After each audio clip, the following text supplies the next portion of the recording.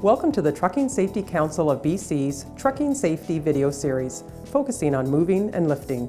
This video series will provide practical information on how to safely and effectively lift, carry, push, and pull loads to reduce risk of musculoskeletal injuries, such as back and shoulder problems. Hi, I'm Carmel Murphy. I'm a Canadian Certified Professional Ergonomist. This video, Manual Handling Basics, provides information on how to prepare yourself for work involving manual handling. Manual handling can be a high-risk activity for injuring your back muscles and joints, and should only be used when there is no option available for using mechanical lifting and moving equipment. Before you lift or move anything, it is important that you understand the basics of safe material handling. To avoid injuries, always keep the normal S curvature of the spine, as your back is strongest in this position.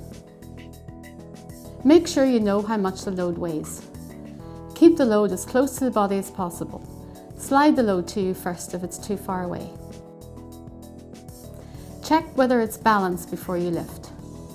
Get a good grip on the load. When lifting, use the large muscle groups of the butt and legs.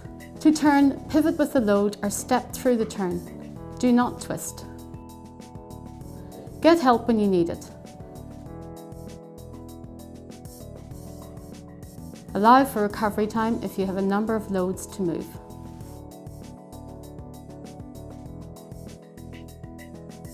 Before we start talking about specific lifting methods, make sure that you know the stop, think and act process explained in the Preparing for Work video in this series.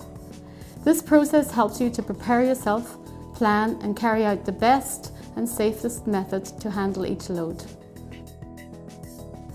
As part of your planning during the think phase, you should be deciding if there are options to use mechanical aids such as forklifts, dollies and hand carts for lifting and moving your load.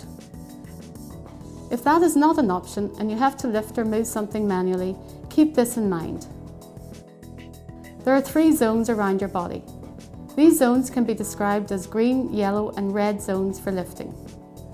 The green zone is where the load should be placed around your body so that you're the strongest and your body position can support a safe lift without injuring yourself. So when you plan your work, one of your goals should be to set up the situation so that your load can remain in the green zone as much as possible. Specifically, the green zone is defined by the arc that your lower arm makes when you stand upright with the elbows close to the body and you bend your elbows from this position. As the load moves further away from the body into the yellow and red zones, you increase your risk of injury when lifting or moving the load. When lifting loads in the green zone, you'll be able to walk right up to the load and lift from your strongest position using the lifting basics. When the load is higher than waist level, but below shoulder level and close to the body, it is still in the green zone. You may be able to pivot the load off of the front edge of the surface it is resting on to lower it to an even better height. If the load is outside of the green zone but within arm's length away, it is in the yellow zone and injury risk is increased.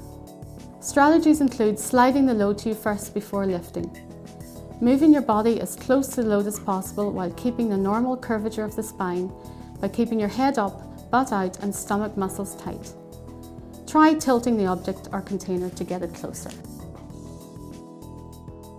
Loads that are further than arm's length away or above shoulder height are in the red zone and have the highest risk of injury, particularly to the back and shoulders. Manually lifting in the red zones will be covered in the lifting from ground level and lifting above shoulder height videos. To recap, stop and ensure you're physically and mentally prepared for the task. Think before lifting and assess the hazards.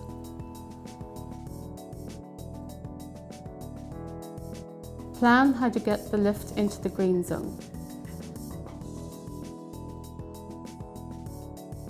Reposition the load if necessary, especially if you find that the load is unbalanced or the handholds are awkward. Put the load down and readjust. Stay in the green zone during the lift. This concludes the video Manual Handling Basics, Part 2 of the Trucking Safety Moving and Lifting series. If you have any questions or are looking for more information, please contact the Trucking Safety Council of BC.